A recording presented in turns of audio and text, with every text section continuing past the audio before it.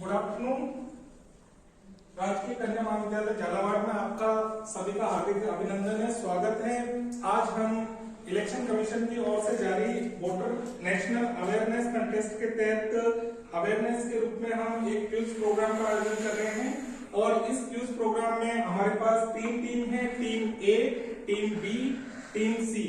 इन तीनों टीमों में 4-4 सदस्य हैं, 4-4 छात्राएं हैं और इस क्विज कंपटीशन से संबंधित नियम हैं, उनका बारे में हमारे सभी प्रतिभागियों को हमारे पैनलिस्ट बताएंगे। तो मैं पैनलिस्ट से अनुरोध करूंगा कि डॉक्टर चारुलता मैम सभी पैनलिस्ट को इस प्रतियोगिता से संबंधित नियम बताएं। आज की क्विज की जो प्रोग्राम है उसमें 2 राउंड होंगे आपकी प्रतियोगिता। फर्स्ट राउंड जो है उसमें प्रत्येक टीम से 3 क्वेश्चन पूछे जाएंगे। फर्स्ट राउंड की बात करें, फर्स्ट राउंड में प्रत्येक टीम से 3 क्वेश्चन पूछे जाएंगे।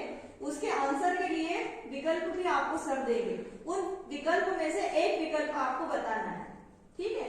तो फर्स्ट राउंड में 3 क्वेश्चन प्रत्येक टीम से होंगे, विकल्प दिए जाएंगे, विकल्प में से एक ही आंसर बताना है। ऐसा नहीं है आप चारों अलग अलग विकल्प, आप पहले धीरे धीरे चर्चा कर लें, हमारे तक आवाज नहीं आनी चाहिए, फिर उनमें से एक विकल्प चुन के आपको बोलना है 2 मिनट के अंदर, ठीक है। तो ये तो हुआ फर्स्ट राउंड। सेकेंड राउंड जो है उसमें जो सर प्रश्न पूछेंगे उसमें विकल्प नहीं बताए जाएंगे, ठीक है।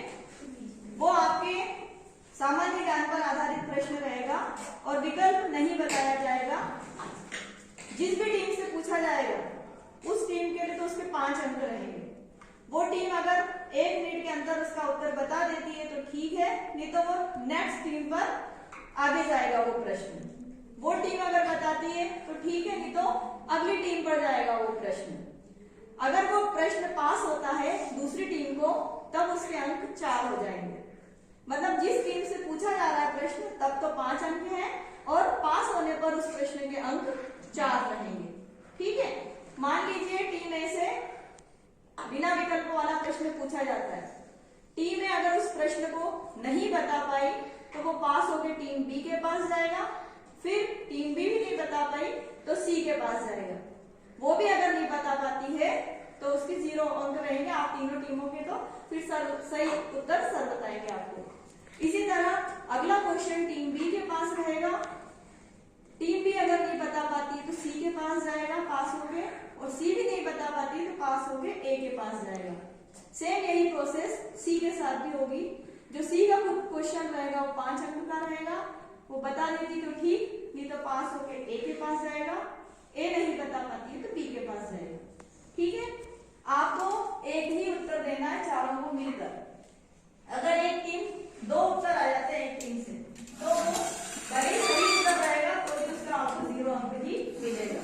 इसलिए आप सोच समझ कर उत्तर दीजिएगा और एक टीम से एक ही आंसर आना चाहिए। समझ में आ गया दोनों राउंड? अगर किसी को दोनों राउंड में कोई दिक्कत हो तो बता दें, फिर से समझा देंगे। दोनों राउंड समझ में आए है ना। और जब जिस भी टीम से प्रश्न पूछा जाएगा अन्य टीम के सदस्य उसे सुनेंगे, ऐसा नहीं है कि वो आपस में बातें करेंगे, ठीक है। भले आपको आंसर आ रहा है तो भी आप उस समय, क्योंकि पहले जो राउंड है उसमें तो 3 क्वेश्चन फिक्स है, वो पास होने नहीं है, ठीक है। तो आप उन्हें सुनिए और बातें नहीं करेंगे, ठीक। शुरू करें आज की क्विज कंपटीशन, ठीक है sir. Thank you so much ma'am. तो आप सभी के नियम समझ में आ गए? रेडी?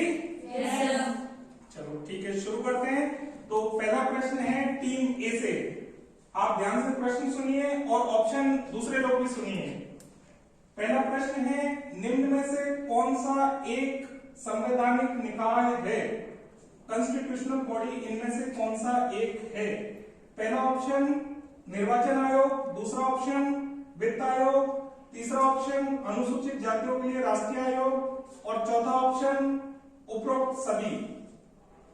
टीम ए प्लीज बताइए।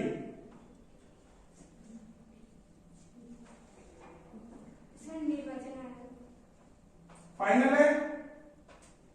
मैं वापस क्वेश्चन दोहरा रहा हूं, एक बार फिर से आप प्रयास कर सकते हो।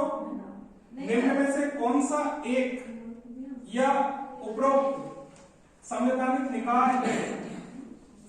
निर्वाचन आयोग, वित्त आयोग, अनुसूचित जनजातियों के लिए आयोग या जातियों के लिए आयोग और उपरोक्त सभी? Final answer? ठीक है। सर एक बार आंसर आ जाने के बाद रिपीट नहीं करना है इस प्रश्न को। तो आपका आंसर गलत है। उपरोक्त तीनों संवैधानिक निकाय है। उपरोक्त तीनों संविधान में अलग अलग संविधान अनुच्छेदों में आते हैं। निर्वाचन आयोग 324 में आता है, वित्त आयोग 280 में आता है, अनुसूचित जातियों के लिए राष्ट्रीय आयोग भी आता है। ठीक है। अगर आपको प्रश्न नहीं समझ में आ रहा है, उत्तर देने के पहले आप निवेदन करो कि एक बार फिर से प्रश्न रिपीट किया जाए। ठीक है। अगर नहीं समझ में आता है तो, और आगे आए तो कोई दिक्कत ही नहीं।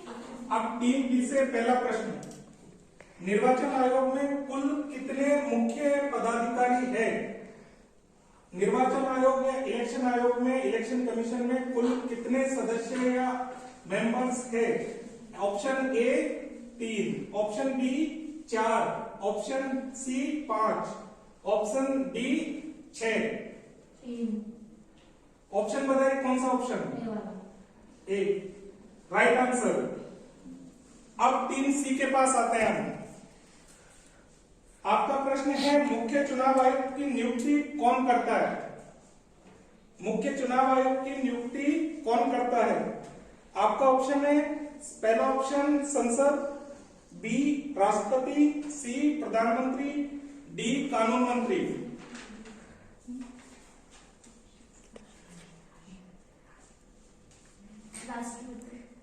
आपका ऑप्शन राष्ट्रपति बी। Final answer? आपका बिल्कुल आंसर सही है। अब हम वापस टीम ए की तरफ जाते हैं और टीम ए से आपका दूसरा प्रश्न होगा। ये पहले राउंड का दूसरा प्रश्न। आपको ये बताना है कि निम्नलिखित ऑप्शन में से किस ऑप्शन के चुनाव आयोग के द्वारा करवाए जाते हैं? ऑप्शन ए विधानसभा, ऑप्शन बी उपराष्ट्रपति, और एक बार थोड़ी गलती हो गई मुझसे, इस प्रश्न को आप वापस सुनिए। चुनाव आयोग के द्वारा कौन सा चुनाव नहीं करवाया जाता है इनमें से? देश के मुख्य चुनाव आयोग के द्वारा कौन सा चुनाव नहीं कराया जाता है? ऑप्शन ए विधानसभा, ऑप्शन बी उपराष्ट्रपति, ऑप्शन सी ग्राम पंचायत, ऑप्शन डी राष्ट्रपति। ग्राम पंचायत। हाँ बिल्कुल राइट आंसर आपका।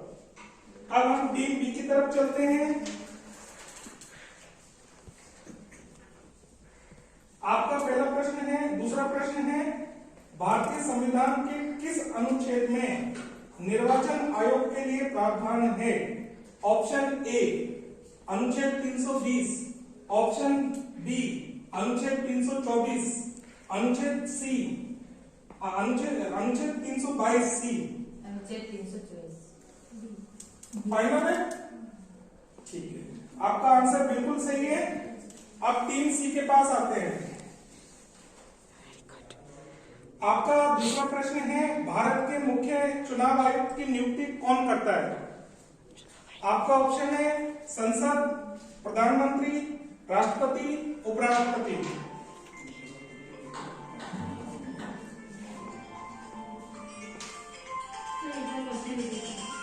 भारत के मुख्य चुनाव आयुक्त की नियुक्ति कौन करता है? आपके ऑप्शन है संसद, ए बी प्रधानमंत्री, सी राष्ट्रपति, डी उपराष्ट्रपति।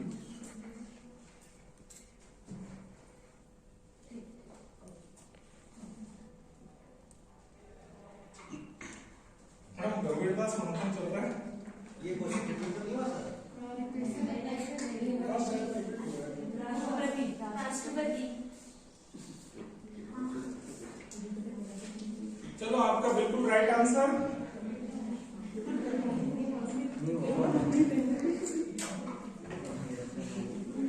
टीम सी के पास तीसरा प्रश्न आपका,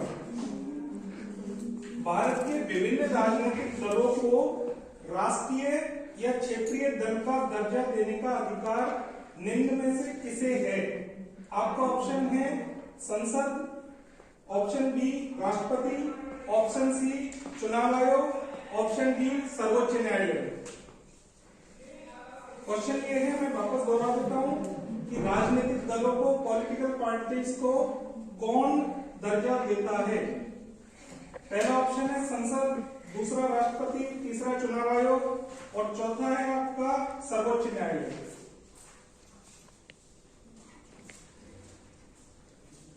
अभी चुनाव हो रहे हैं भाई, बहुत सारे चुनाव चलते रहते हैं। चुनाव की जो राजनीतिक पार्टियां हैं उन्हें कौन दर्जा देता है? चुनाव आयोग, राइट आंसर। चुनाव के बाद बहुत सारी जगह उपचुनाव कराया जाता है, तो आपको ये बताना है कि उपचुनाव कितने सालों बाद कराया जाता है। उपचुनाव कितने सालों बाद कराया जाता है? आपका ऑप्शन है पहला 2 वर्ष के बाद, बी 3 वर्ष के बाद, सी 5 वर्ष के बाद, डी कभी भी। बिल्कुल राइट आंसर।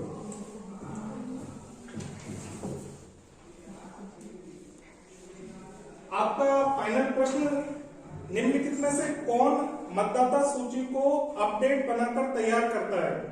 आपका पहला ऑप्शन है प्रत्येक राज्य की विधानसभा, दूसरा ऑप्शन गृह मंत्रालय, तीसरा संसदीय सचिवालय, चौथा निर्वाचन आयोग। बिल्कुल राइट।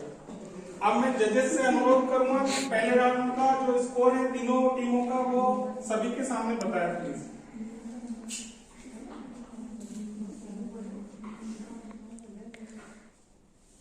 राउंड फर्स्ट में टीम ए को 2 अंक मिले हैं, टीम बी को 3 अंक मिले हैं और टीम सी को भी 3 अंक मिले हैं, यानी दोनों टाई कर रही है, बी और सी।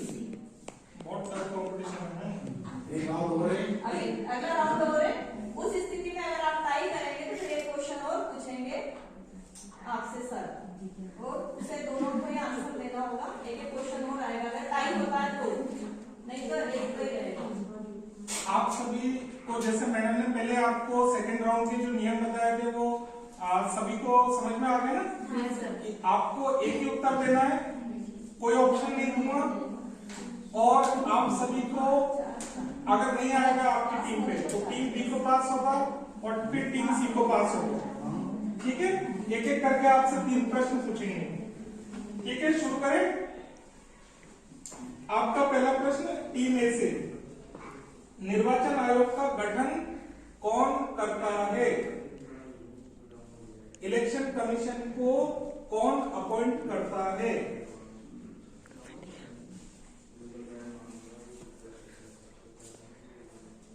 एक मिनट का टाइम है आपके पास, फिर टीम बी के पास पास हो जाएगा।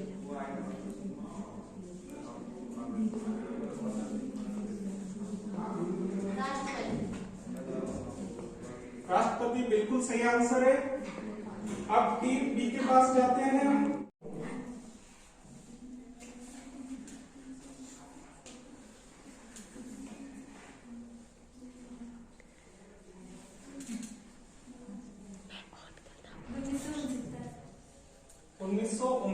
गलत आंसर।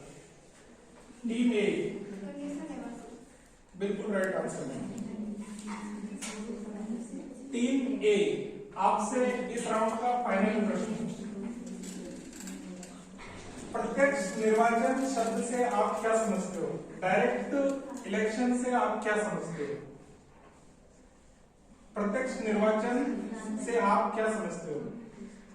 प्रत्यक्ष निर्वाचन का मतलब मतदान, बुद्ध मतदान प्रक्रिया के द्वारा चुनाव करवाना। गलत आंसर। आप बताइए। जनता के द्वारा प्रत्यक्ष रूप से दिया जाने वाला चुनाव। ठीक आंसर, ठीक आंसर आपका बिल्कुल ठीक आंसर है। अब टीम बी, इंद्रजीत समिति का संबंध किस विषय से है? इंद्रजीत समिति का संबंध किस विषय से है? चुनाव आयोग से।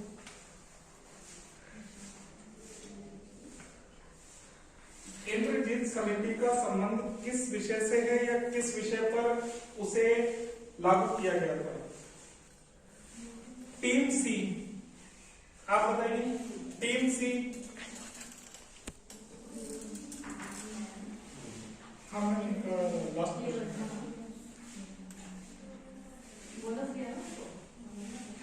टीम सी से आप बताइए, नहीं तो आगे आंसर क्या है। टीम ए,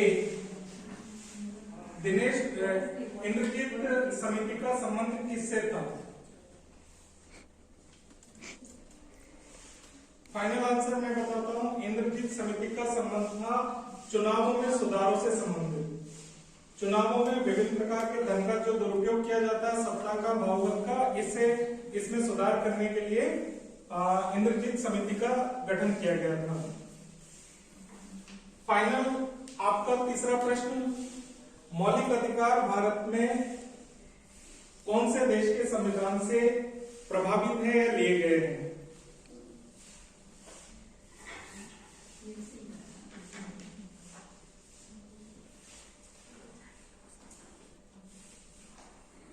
मौलिक अधिकारों का संबंध कौन से देश के संविधान से है या किन देश के संविधान से प्रभावित है?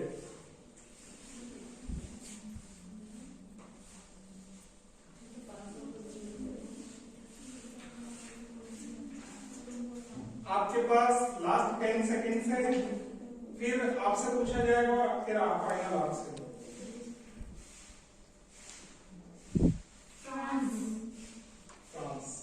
गलत आंसर टीम ए। गलत आंसर टीम बी। गलत आंसर।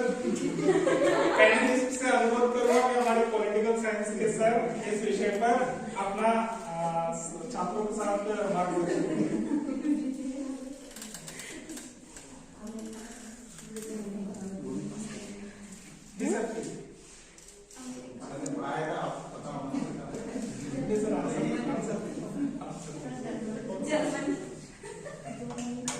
अब आप फिर भी बोले, तो आप ऐसे ले चुके हैं अमेरिका से लिया गया। मौलिक कर्तव्य रूस से लिए हैं। मूल अधिकार हमने अमेरिका के संविधान से प्रभावित है, और जो जर्मनी से है वो आपातकाल से संबंधित उपबंध जर्मनी से लिए हैं, और फ्रांस से बंधुत्वता या गणतंत्र इस तरह के विषय हमने फ्रांस से लिए। तो मैं जजेस से अनुरोध करूंगा कि अब सेकेंड राउंड के बाद टीमों की क्या स्थिति है, क्या हम इस स्थिति में पहुंच चुके हैं कि अपना फैसला दे पाए, या हमें एक और चरण की तरफ बढ़ना पड़ेगा। जब तक हमारे जजेस गणना कर रहे हैं, जटिल गणना बना दिया आप लोगों ने प्रश्नों को एक दूसरे के ऊपर टालते, तो इस बीच में प्राचार्य महोदय से अनुरोध है कि वो इस कॉन्टेस्ट को जो हम फर्स्ट टाइम आयोजित कर रहे हैं, तो इस विषय में हमारा मार्गदर्शन करें। तो सर प्लीज आइए। आज के इस कॉम्पिटिशन के लिए बहुत बहुत धन्यवाद आप सभी को। और मैं देख ही रहा था, मेरा बीच में काम भी आ गया था थोड़ा सा, और फिर मैंने सोचा कि बिल्कुल नहीं, मैं आपके बीच ही रहूं। और मुझे बिल्कुल अच्छा लगा कि आप जिस तरह से जवाब दे रहे थे तीनों ही, कुछ हो सकता है हमारे साइंस के स्टूडेंट बैठे रहे उधर, तो इस मामले में हो सकता है वो थोड़ा इस मामले में कमजोर साबित हो रहे हैं, लेकिन वो जजेस बताएंगे आपको। लेकिन फिर भी अजय सर का भी मैं बहुत आभार प्रकट करूंगा कि इन्होंने इतना बढ़िया कॉम्पिटिशन, बहुत सामान्य से प्रश्न थे जो हमारे सभी यहाँ साइंस और आर्ट्स का कोई बात ही नहीं है इसमें, सभी को ही जानकारी होनी चाहिए। बहुत सामान्य सी चीजें हैं हमारे कॉन्स्टिट्यूशन से रिलेटेड, और हमारे जो एक राष्ट्रीय मतदाता दिवस जो मनाया जाता है, या हमारा जो एक वोटर डे है, उसके आधार पर ये इलेक्शन कमीशन की तरफ से एक छोटा सा जो कॉम्पिटिशन है, जो एक सराहनीय प्रयास कहूंगा मैं इसको, कि जिसके माध्यम से हमारे जो युवा हैं, आप जैसे लोग, उनको इस छोटी छोटी चीजों की जानकारी जो किसी कारण से नहीं होती है, तो वो उससे वो प्रेरित हो सके, और हम ये सामान्य सी जानकारी जो है ना हमारे परिवेश में भी हम इसको जानकारी को दें। यही उनका उद्देश्य है इस क्लब का, कि वे इसके लीडरशिप क्लब के माध्यम से आप सभी ये छोटी छोटी जानकारियां जो हमारे निर्वाचन प्रणाली से जुड़ी हुई है, उसको आप मतलब एनहांस करें, बढ़ाएं, और अपने आसपास के परिवेश में भी इन चीजों को के प्रति जागरूकता फैलाएं। और निसंदेह साथ आपने अच्छे जवाब दिए हैं। हो सकता है कुछ छोटी छोटी चीजें नहीं पता होती है, लेकिन मेरा ऐसा मानना है कि ये बातें आपको सबको पता होना चाहिए। तो मैं पूछना चाहूंगा सर कि जैसे एक क्वेश्चन था सर आपका, मुझे दिखाने से वो क्वेश्चन क्या था? वो एक क्वेश्चन था जिसमें आपने पूछा था एक बार, मुझे याद आएगा, मुझे भूल गया था कितने क्वेश्चन पूछे आपने, लेकिन एक बड़ा अच्छा क्वेश्चन था, तो मैं चाहूंगा कि सर उसका जवाब जरूर दें।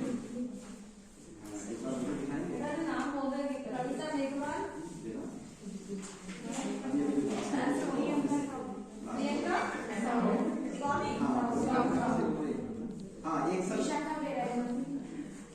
ये सर से कहूंगा कि मैं चुनाव 48 घंटे पहले ही, जहाँ तक मुझे याद था 12 घंटे का ध्यान था मुझे, तो सर गलत था। हाँ, इसके पीछे क्या उद्देश्य रहा हुआ सरकार का कि 48 घंटे ही क्यों? तो सर अगर कुछ बता पाए इसमें तो मैं चाहूंगा कि इसके बारे में कुछ बताएं। और एक और चीज कि मुख्य निर्वाचन आयुक्त को उसके पद से कैसे हटाया जाता है, महाभियोग, ये महाभियोग कौन लाता है? तो ये सर थोड़ा बताइए इस बारे में, कि कोई संसद से होता है या फिर कौन करता है इस काम को? तो सर थोड़ा सा वो बताएंगे अच्छे से, तो अपन सबको समझ में जाएगा इसमें। धन्यवाद सर सर। इस क्वेश्चन से जवाब नहीं दे पाए थे। हाथ दुख गए। धन्यवाद सर।